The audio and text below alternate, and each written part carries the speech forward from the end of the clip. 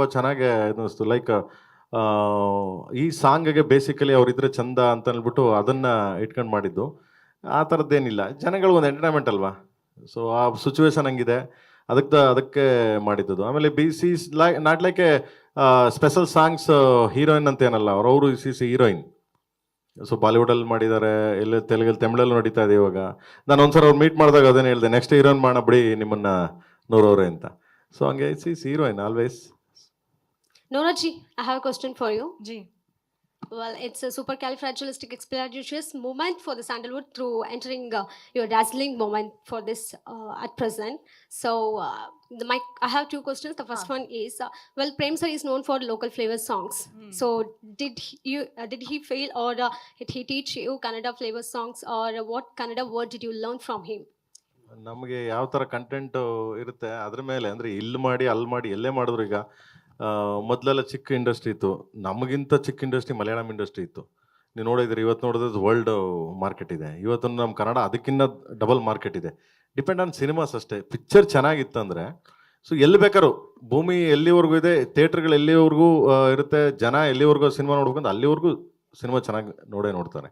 Content most important, content ಮೇಲೆ ಸಿನಿಮಾಗಳು.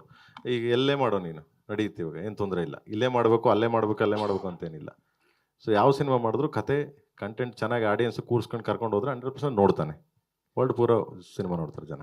Prem sir, ಈಗ ಲೋಕಲ್ ಫ್ಲೇವರ್ ಸಾಂಗ್ ಅಂತ ಹೇಳಿದ್ರೆ ನಿಮ್ಮ ಲೆಫ್ಟ್ ಸೈಡ್ ಇಲ್ಲಿ ಇಲ್ಲೇ ಸರ್ ನಿಮ್ಮ ಹೇಳಿದ್ರಿ.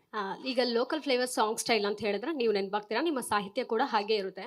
ಬಟ್ ಲೋಕಲ್ ಸಾಂಗ್ಗೆ ನೀವು ಯಾವಾಗಲೂ ನಾನ್ ಲೋಕಲ್ ಹೀರೋಯಿನ್ಸ್ನ ಇಂಟ್ರೊಡ್ಯೂಸ್ ಮಾಡ್ತೀರಾ? ಅಂದರೆ ಈ ಬಾಲಿವುಡ್ ಬಾಂಬ್ಶೆಲ್ಗಳನ್ನ ನೀವು ಇಂಟ್ರೊಡ್ಯೂಸ್ ಮಾಡಿರೋಂಥದ್ದು ಈ ಹಿಂದೆ ಕೂಡ ಮಲ್ಲಿಕಾ ಶರಾವತ್ ಇರ್ಬೋದು, ಯಾನಾ ಗುಪ್ತಾ, ಆಮಿರ್ ಜಾಕ್ಸನ್, ಸನ್ನಿ ಲಿಯೋನ್, ಈಗ ನೋರಾ ಫತಹಿ ಅವರು. ಸೊ ಏನಾದರೂ ಸ್ಟ್ರಾಟಜಿ ಇದೆಯಾ ಇದ್ರ ಹಿಂದೆ? ಸರ್ 4 ಸಾಂಗ್ ಆಯಿತು, 2 ಟೀಸರ್ ಆಯಿತು. ಏಪ್ರಿಲ್ 30 ಮತ್ತೆ ಏನು ಎಕ್ಸ್ಪೆಕ್ಟ್ ಮಾಡ್ಬೋದು? ಮತ್ತೆ ಪ್ಯಾನ್ ಇಂಡಿಯಾ ಮೂವಿ ಆಗಿರೋ ಕಾರಣ ರಿಲೀಸ್ಗೆ ಬೇರೆ ಬೇರೆ ಸಿಟಿಗಳಿಗೆ ಪ್ರಮೋಷನ್ಸ್ ಏನು ಪ್ಲಾನ್ ಮಾಡ್ಕೊಂಡಿದ್ದೀರಾ? ಹೋಗ್ತೀವದು ಟೀಮ್ ಇದೆ, ಕೆವಿನ್ ಟೀಮ್ ಇದೆ, ಅದಕ್ಕೆ ಒಂದು ಟೀಮ್ ಇಟ್ಟಿದ್ದಾರೆ. ಎನಿಥಿಂಗ್ಸ್ ಅದು ಪ್ರೊಡಕ್ಷನ್ ಕಡೆಯಿಂದ ಇದು ಮಾಡ್ತಾರೆ, ಎಲ್ಲೆಲ್ಲಿ ಏನೇನು ಮಾಡಬೇಕು, ಏನೇನು ಪ್ಲ್ಯಾನ್ ಮಾಡಬೇಕು ಅಂತ. ಸೊ ಅದು ಪ್ರೊಡಕ್ಷನ್ ಟೀಮಿಂದನೇ ಪ್ಲ್ಯಾನ್ ಮಾಡ್ಕೊಂಡು ನನಗೆ ಅಪ್ಡೇಟ್ ಕೊಡ್ತಾರೆ. ಸೊ ಅದ್ರ ಪ್ರಕಾರ ನಾವು ಮಾಡ್ಕೊಡ್ತೀನಿ. ಯಾಕೆಂದರೆ ನನ್ನ ಹತ್ರ ಸರ್ಕಗಳಿದೆ, ಇನ್ನು ಬೇಜಾನ್ ಇನ್ನೂ 2 ಸಾಂಗ್ಸ್ ಇದೆ, ಟ್ರೈಲರ್ ಇದೆ, ಆ್ಯಂಡ್ ಇನ್ನು ಸುಮಾರು ಕಂಟೆಂಟ್ಗಳಿವೆ ನಮ್ಮ ಹತ್ರ. ಅವನ್ನೆಲ್ಲ ಬಿಡಬೇಕು ಅಂದರೆ ನಾನು ಟೈಮ್ ಕೊಡ್ತೀನಿ. ಸೊ ಅವ್ರೇನು ಪ್ಲ್ಯಾನ್ ಮಾಡಿ ಕೊಡ್ತಾರೆ, ಅದ್ರ ಪ್ರಕಾರ ನಾನು ಮೂವ್ ಮಾಡ್ತಿರ್ತೀನಿ. ಇದು ಸುಪ್ರೀತ್ ಸರ್ಗೆ. ಸರ್, ಈಗ ಜನನಾಯಕನ್, ಟಾಕ್ಸಿಕ್ ಮತ್ತೆ KD 3 ಸಿನಿಮಾಗಳು 1000+ crores ಇನ್ವೆಸ್ಟ್ಮೆಂಟ್ ಅಂತ ಏನೋ ಹೇಳ್ತಾ ಇದ್ರಲ್ಲ. ಸೊ 3 ಬೇರೆ ಬೇರೆ ಕಾರಣಗಳಿಂದ ಡಿಲೇ ಆಯಿತು. As a production house KVN ಮೇಲೆ ಎಷ್ಟು ಮಟ್ಟಿಗೆ ಒತ್ತಡ ಆಯಿತು ಅಂತ?